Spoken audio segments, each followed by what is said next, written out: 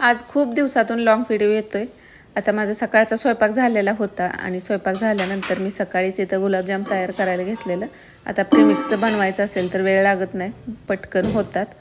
आणि गिट्सचं गुलाबजामुन इतर प्रीमिक्सपेक्षा सगळ्यात छान होत असतील तर ह्या प्रीमिक्सपासून होतात.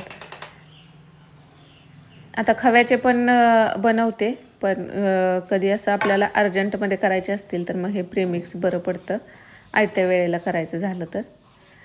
खरं तर तसं प्रीमिक्सपेक्षा खवा आणून त्याचं बनवलेलंच चांगलं, कारण प्रीमिक्समध्ये परत प्रिझर्वेटिव्ह ते येतं त्यामुळं. आणि इतर प्रीमिक्सला थोडंसं आपण म्हणजे दूध किंवा जे पाणी घालतो ते थोडंसं कमी लागतं, पण ह्याला ना थोडंसं जास्तीचं लागतं. म्हणून थोडंसं ओलसर करून ठेवलं, नाही तर ते मळतानाच आपण घट्ट मळलं तर ते परत अजून सुक्कं सुक्कं असं होतं आहे. त्यामुळं थोडंसं दूध वरून मी टाकून तसंच ठेवलं. आणि पाक बनवण्यासाठी इथं हा ग्लास आहे तर सपाट ग्लास घेते किंवा पाऊण ग्लास, असे 2 ग्लास साखर घेतली आणि 2 ग्लास पाणी टाकलं तर ह्याचा पाक व्यवस्थित होतो आणि पुरतो एका प्रीमिक्ससाठी. नंतर पाक बनवायला ठेवला, लगेच इथं तेल पण गरम करायला ठेवलं आणि पीठ आहे ते परत एकदा मिक्स करून असं ह्याचा छान मऊसूत गोळा तयार होतो. जास्त मळायचं नाही, हलक्या हातानंच ते एकजीव करायचं. आणि गोळ्या करताना मात्र ह्याचे पीठ व्यवस्थित झालं तर गोळ्याला क्रॅक वगैरे जात नाहीत आणि झटपट आपल्याला बनवता येतात. प्रीमिक्सचं गुलाबजामुन बनवायचं झालं तर 20 मिनिटामध्ये हे गुलाबजामुन बनवून तयार होतात. आणि ह्या प्रीमिक्सचं गुलाबजामुन खाण्यासाठी सुद्धा लवकर रेडी होतात. जसं की 1-2 तासानंतर किंवा 1-1.5 तासात सुद्धा ते हे परत तुम्ही खाऊ शकता, लगेच मुरले जातात. आणि तळताना मात्र ना असा थोडासा डार्क कलर येऊ द्यायचा, नाहीतर नंतर आपण पाकात टाकल्यानंतर ते अजून फिक्के होतात जर थोडासा लाईट कलर काढला तर.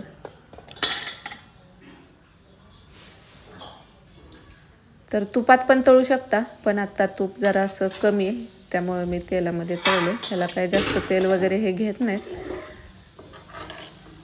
तर मीडियम गॅसवरती गुलाबजाम तळायलाच थोडासा वेळ द्यावा लागतो, नाहीतर म्हणजे बारीक थोडा मीडियम मोठ्या गॅसवर तळून होतील पण आतून ते कच्चे राहतात. त्यामुळे आपल्याला बारीक गॅसवरती सतत ढवळत अशा पद्धतीने तळून घेतले तर अशा कलरवरती बघा सगळे तळून झालेले होते. नंतर पाकामध्ये टाकून घेतले की 1 तासाभरात हे गुलाबजामुन खाण्यासाठी रेडी होतात. पाकामध्ये थोडंसं चमच्याभर तूप टाकू शकता तुम्ही, तुपात तळलं नसेल आणि तुपाचा फ्लेवर हवा असेल तर. आणि वेलची टाकलेले, केशर असेल तरी पण टाकलं तरी चालतं किंवा नाही टाकलं तरी चालतं. तर याच्यावरती झाकण ठेवून मग तसंच ठेवून द्यायचं. आता नंतर व्हिडिओ घ्यायचा माझ्या परत लक्षात नव्हतं आणि आज एवढे राहिले होते शिल्लक. तर प्रीमिक्सचे पण प्रीमिक्सचे छान होते गुलाबजामुन.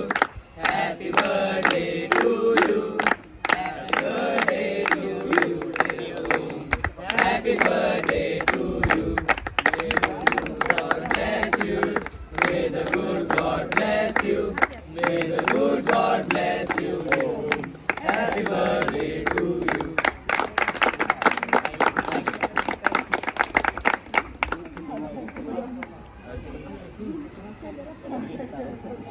खावा तुम्ही जाता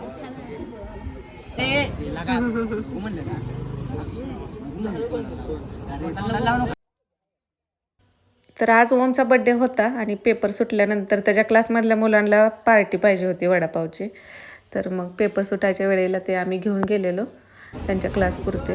मग ते पण सगळ्यांना दिलं आणि तिथं त्याचा बड्डे सेलिब्रेट केला होता. दादा नीट बस बाळा, मग टिकून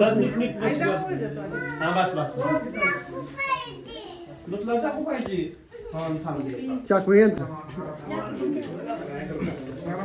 मागे सर काय जरा हे काय खाली बसव की टोपी, टोप घातल्यावर तू कॅसला कोणाला चांगला फोटो पाहिजे असेल तर त्यांना माझ्याकडे बघून हसा जाणे जरा बघा बाबू आमचा कळ की मग माझ्या भाषा तर कोण घ्या मग कसं वाटतं. थांब घे हे होता थांब घे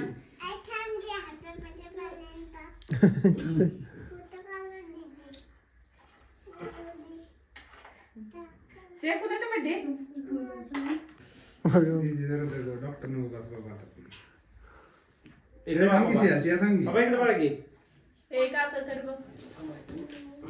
फोटोग्राफर झोपून काढायला.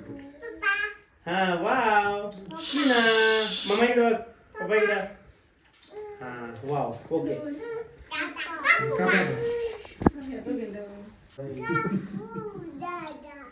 गुड इकडे बघा चला चला चला तिकडे बघा चला रेसिया तिकडे बघ काकाकडे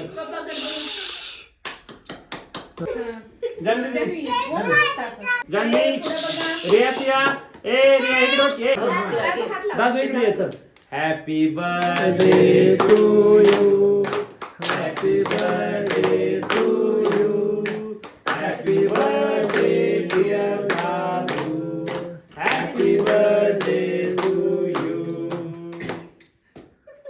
तुला काय वाटतं आता कसं वाटतं म्हण की दादू चार आता त्या दादूचा बर्थडे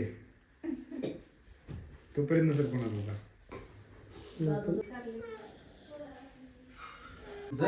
दादा पण काय केलं. तसं तर पेपर चालू असल्यामुळं बस थोडी लेट येते, त्यामुळे मुलांना आणायला जायला लागतं.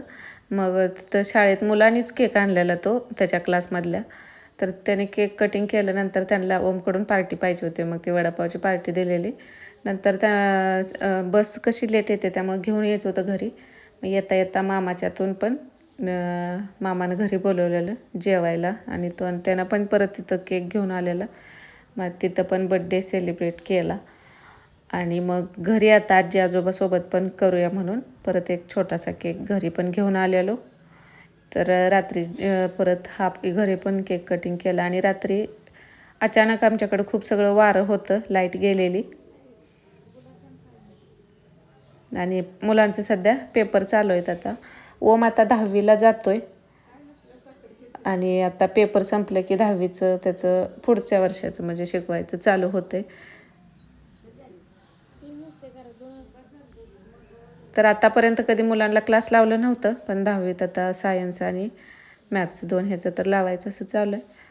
त्यामुळं उन्हाळ्यात नाही लावलं, म्हणजे 1 महिना सुट्टी घ्यायची असं ठरवलं आहे. ते ज्यावेळी आपलं स्कूल सुरू होतं त्यावेळी रेग्युलरचं क्लास करायचं. तसं मग मुलांना दोन्ही पण म्हटलं तर लोड होतं. त्यामुळं आणि इथं आता आम्हाला जवळपास क्लास लावायचं म्हटलं तर ते सोय नाही तशी, शाळेतूनच मग ते लावावे लागतात.